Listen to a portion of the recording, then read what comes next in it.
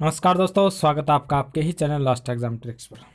तो देखिए, हम आज बात करने वाले हैं दिल्ली डिस्ट्रिक्ट कोर्ट एग्ज़ाम की। तो इसका जो 7 मार्च वाला पोस्टपोन हो गया था, वो आगे देखो उसका चांस बन रहा है कि भी देखो अप्रैल में होने के तो कोई चांस अभी नज़र नहीं आ रहे हैं, क्योंकि कोरोना एक विकराल रूप अभी धारण कर चुका है। तो हो सकता है कि लॉकडाउन भी लग जाए कुछ कुछ मतलब शहरों में। पूरा पूर्ण तरीके से तो लॉकडाउन नहीं लगने वाला। तो अप्रैल में देखो चांस कम है, लेकिन मई में हो सकता है एग्ज़ाम हो जाए। तो अपनी तैयारी है वो जारी रखें। देखिए, हम 28 फरवरी वाले पे आधारित एक मतलब प्रश्नों का सेट लेके आए हैं, 50% ये लेके आए हैं। तो इनमें से आप कितने कर सकते हो, तो ये देखने वाले हैं हम। तो देखिए भी आपकी तैयारी कैसी है। इन जो दिनों में आपने तैयारी छोड़ दी थी या फिर मतलब करते रहे, तो आपकी तैयारी किस हद तक आपकी तैयारी है, तो वो देखते हैं। चलो, अपना पहला क्वेश्चन है कि भारत का शोक किस नदी को कहा जाता है। तो भारत का जो शोक बोला जाता है वो बोला जाता है कर्मनाशा नदी को। ठीक है।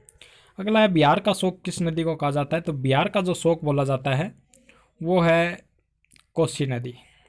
और ये शोक वाला देखो पूछा गया था, इसमें जो 28 वाले में जो बंगाल का शोक है वो पूछा गया था।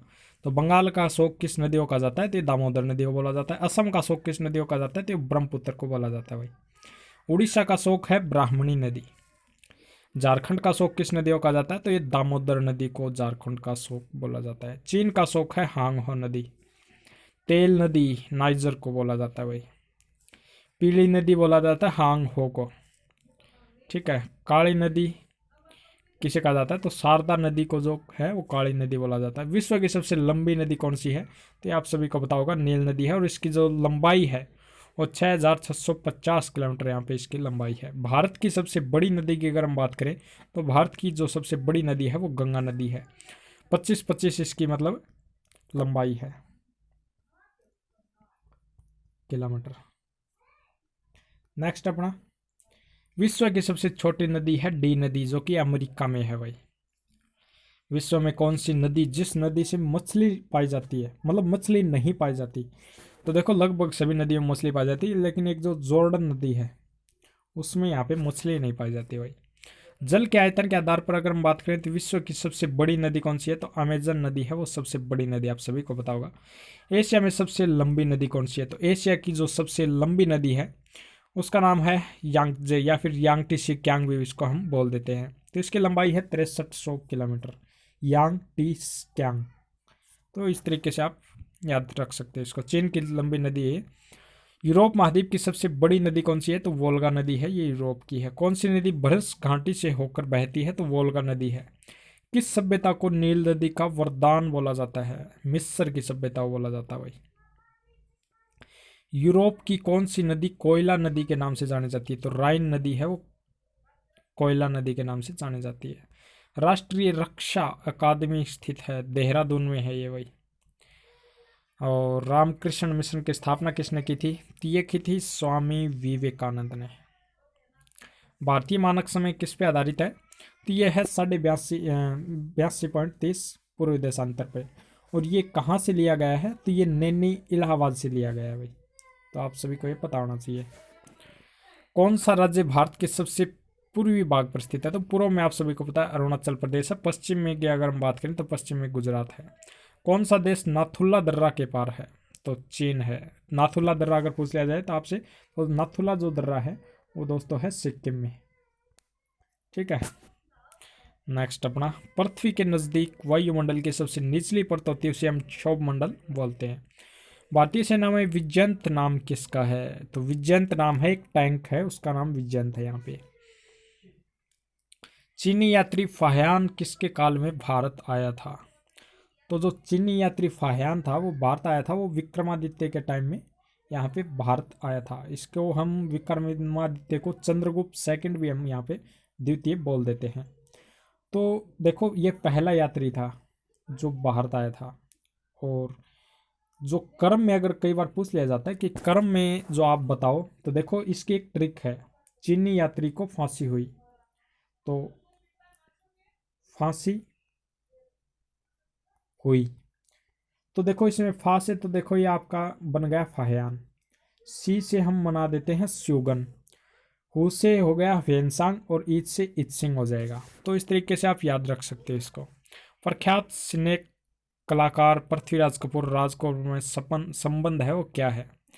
तो सिनेमा का ये जो कलाकार है फिल्मी, तो इनमें बाप बेटे का ये है। भारत का कौन सा राज्य चाय उत्पादन के लिए जाना जाता है? तो असम की जो चाय है वो आप सभी को पता फेमस है। भारत के किस राज्य में सर्वाधिक चावल उत्पादन होता है? तो सर्वाधिक जो चावल उत्पादित करता है वो है पश्चिम बंगाल। भारत के किस शहर में जंतर मंतर स्थित है? तो भारत के देखो ये है दिल्ली में। तेलुगु किस राज्य की राजभाषा है? तो आंध्र प्रदेश की ये राजभाषा है भाई। हॉकी खेल में प्रत्येक टीम में कितने खिलाड़ी होते हैं? तो 11 खिलाड़ी यहाँ पे होते हैं। बांग्लादेश की मुद्रा है टक्का। नील नदी के किनारे कौन सी सभ्यता का विकास हुआ है? तो नील नदी के जो किनारे हुआ है वो मिस्र सभ्यता का विकास यहाँ पे हुआ है। किस स्थान पर महात्मा बुद्ध ने ज्ञान प्राप्त किया था? तो गया में यहाँ पे ज्ञान प्राप्त बुद्ध ने किया था। और देखो इनका जन्म अगर कई बार पूछ लिया जाता है कि जन्म कहाँ हुआ था, तो लुम्बिनी में इनका जन्म हुआ था और कुशीनगर में इनकी मृत्यु हो गई थी। पहला उपदेश कहाँ पे दिया था ये आपको कमेंट में बताना भाई, पता चले आपकी तैयारी किस हद तक है। प्रसिद्ध जो नाटक है शकुंतला किसने लिखी थी? ये महाकवि कालिदास ने नाटक लिखा था। खैबर दर्रा अफगानिस्तान और पाकिस्तान के बीच है भी दोस्तों। कौन सी नदी प्रायद्वीपीय पठार से नहीं निकलती है? तो यमुना नदी है वो प्रायद्वीपीय पठार से नहीं निकलती। कौन सा शहर गंगा के तट पर बसा है? तो कानपुर है भाई। भारत एक धर्मनिरपेक्ष है, इसका तात्पर्य है भारत का कोई राज्य स्तर पर धर्म नहीं है। तो ये क्वेश्चन हो गए दोस्तों।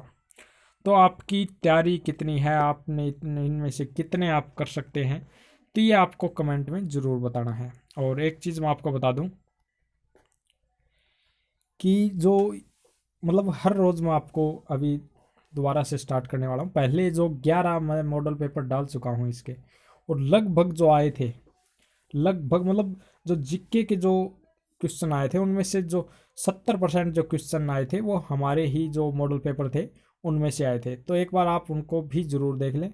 और इसके अलावा हर रोज़ आपको अगर इसका रेस्पॉन्स अच्छा रहा, अगर आप मतलब को आपको चाहिए ये, अगर इस पे मतलब कम से कम भी 500-700 व्यू कुछ तो आए, तो हम कल से मतलब हर रोज़ मतलब 2 जो मॉडल पेपर है वो लेके आएंगे, जिससे आपकी तैयारी में 4 चांद यहाँ पे लग जाएंगे भाई।